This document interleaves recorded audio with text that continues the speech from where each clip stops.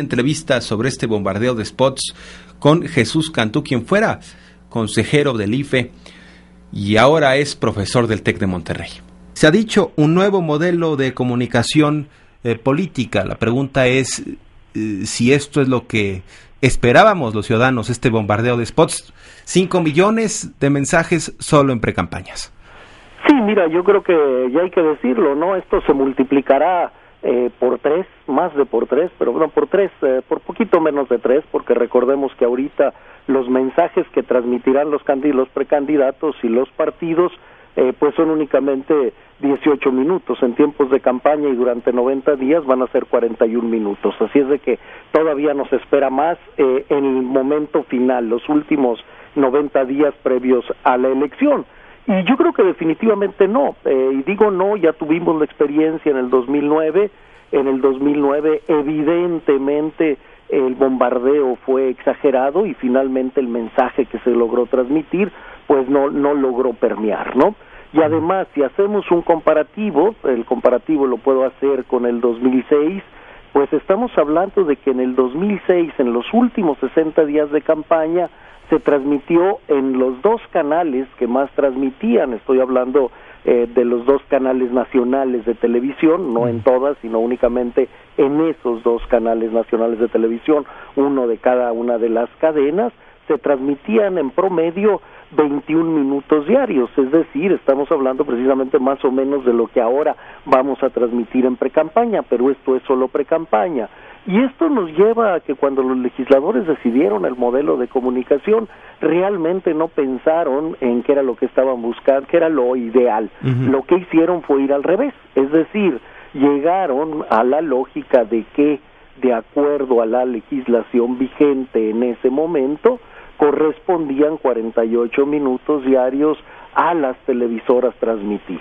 30 con motivo de lo que son los llamados tiempos de Estado y que están establecidos en la Ley Federal de Radio y Televisión, que le deben entregar al Estado, y 18 del famoso decreto del 10 de octubre del 2002, en el cual se redujo a una 10ª parte el compromiso que tenían desde 1969 con el decreto que había emitido Gustavo Díaz Ordaz. Entonces, ellos sumaron estos 48 minutos y dijeron, bueno, pues dejamos estos 48 minutos ahora exclusivamente para motivos electorales. Creo que nunca pensaron, nunca hubo un análisis de qué era lo que se requería, qué era lo conveniente, etcétera, algo que permitiera pues darle mucho más sentido. Entonces, efectivamente, nos bombardean de spots además que todos tienen que ser de 30 segundos, entonces esto tampoco permite transmitir ningún mensaje, es simplemente transmitir pues una frase impactante, una imagen impresionante en el caso de las televisoras, pero nada que pueda conducir justamente a tener una campaña de altura. Yo creo que estos son de los aspectos que necesariamente habría que revisar, por lo menos para tratar de ir en contra de la despotización que tanto daño le está haciendo a la democracia electoral en todo el mundo. Hay que aclararlo en esto. Sí. Claro, en algunos países es peor que en otros, pero en todo el mundo se ha avanzado esta despotización centrada en la imagen de los candidatos, la cuestión personal y dejando de lado las ideas y los programas. Los políticos y los partidos reducidos a ofrecerse como productos milagro. Jesús. Absolutamente, y eso es a lo que nos conduce el modelo actual, es más, lo maximiza. ¿Y por qué lo maximiza? Precisamente por el hecho de limitar a 30 segundos el spot que tienen que transmitir todos los partidos. Entonces, en eso, pues únicamente es la traducción de la mercadotecnia de cualquier otro producto a esto, ¿no? Y obviamente, como tú lo señalas, normalmente siempre se presentan como estos productos milagro que también vemos en otros spots televisivos y de radio. Jesús Cantú, hay desinformación en torno a lo que pueden hacer o no hacer López Obrador y Peña Nieto en este periodo de precampañas. Entiendo que sus figuras no pueden aparecer como tal en estos spots, pero sí obviamente pueden realizar mítines como los que ya hemos dado cuenta y pueden dar entrevistas. ¿Qué es lo que sí pueden y no pueden Peña Nieto y López Obrador hacer? Mira, a ver, déjame decirlo, yo ese es uno de los aspectos que he venido señalando, que lamentablemente es una de las grandes omisiones del IFE. Lo que hoy tenemos más o menos claro, y digo más o menos, es lo que pueden hacer en radio y televisión.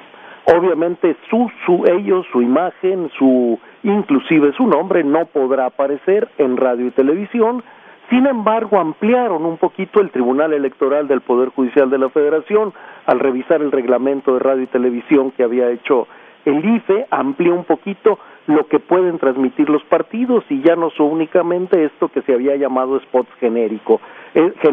Esto le da un poco la posibilidad de tratar de posicionarse con un poco más de contenido, de sentido a los partidos. Hasta ahí estamos de acuerdo y creo que es lo ideal. Sin embargo, ¿qué pueden hacer fuera de lo que es radio y televisión? No hay ninguna pauta. Lo que hay es lo que dice la ley. Y lo que dice la ley es que únicamente se pueden dirigir a los militantes de sus partidos para que ellos los elijan. Si no hay esta elección, en estricto sentido no podrían hacer nada, no podrían hacer mítines, no podrían hacer...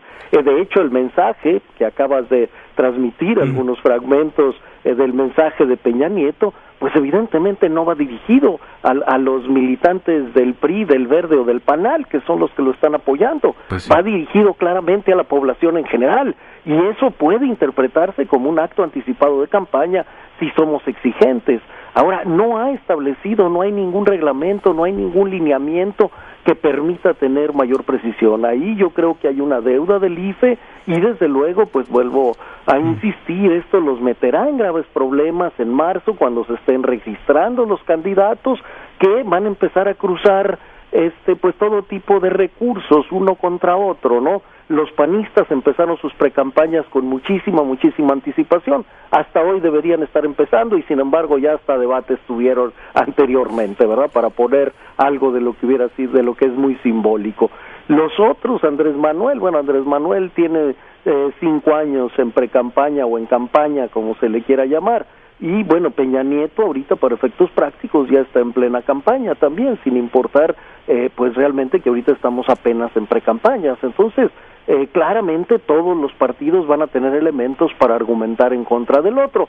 Lo más probable es que al final se sobresean o no se sancionen a ninguno, porque sería algo pues también en un momento determinado muy cuestionable que los principales candidatos, los que tienen mayores preferencias electorales, no pudieran participar por este tipo de violaciones, lo cual sería lo justo porque la inequidad que genera en la contienda pues es obvia, ¿verdad? Sin embargo, pues bueno, yo creo que la autoridad no se atreverá a dejar fuera a todos los candidatos en un momento, o por lo menos a los principales. Entonces, pues ojalá y tuviéramos estos lineamientos cuanto antes. Van a ser 60 días, el IFE podría en estos momentos ya estar estableciendo un mínimo de lineamientos. Yo sé que ya es fuera de tiempo, pero de cualquier forma lo podrían hacer para evitar que esto sea ya una vez que se hayan consumado lo que sean hechos consumados y no se pueda hacer nada. Jesús Cantú, por último te pregunto, los partidos políticos vía sus diputados se tardaron casi 14 meses en definir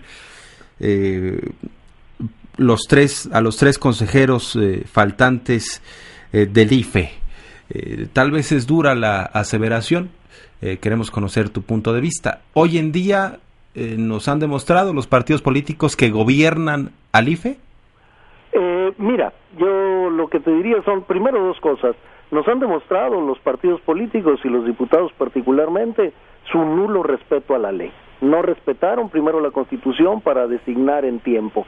Y ahora que lo hacen, no respetan las propias normas que ellos se habían dado, se dieron claramente en la ley orgánica del Congreso General de los Estados Unidos Mexicanos, no lo respetan absolutamente el procedimiento que ellos se habían establecido para designarlos.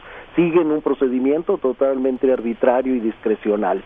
Y obviamente lo otro que está claramente, iría en la ruta de lo que tú dices, por lo menos tenemos el caso clarísimo de Sergio García Ramírez, que es un prominente militante priista. No podemos olvidar que fue precandidato a la presidencia de la República en 1987, que fue secretario general del Comité Ejecutivo Nacional del PRI en el 2000-2001, que hace 6 años había sido propuesto por los dos principales precandidatos a la presidencia, los priistas, en ese entonces Roberto Madrazo y Arturo Montiel, para que asumiera la presidencia del Comité Ejecutivo Nacional, y que él no aceptó porque en ese momento era ministro de la Corte Interamericana de Derechos Humanos. Entonces su militancia priista es definitiva. No quiero cuestionar también su imagen y su labor como jurista, que desde luego también es indiscutible, pero en un órgano como es el IFE también debe haber imparcialidad, y en este caso pues obviamente él no cumple con esta norma, como no cumplen algunos de los consejeros designados previamente, el caso de Francisco Guerrero, que también ha reconocido claramente su militancia priista, algunos otros que se tienen pues claramente identificadas sus, vamos a ponerlo así, sus identidades con algunos otros partidos, o su identificación con algún otro partido, más allá de que hay una relación orgánica, que probablemente en otros casos sea más difícil demostrar una relación orgánica, pero su identificación con las fuerzas políticas, esa sí es muy evidente.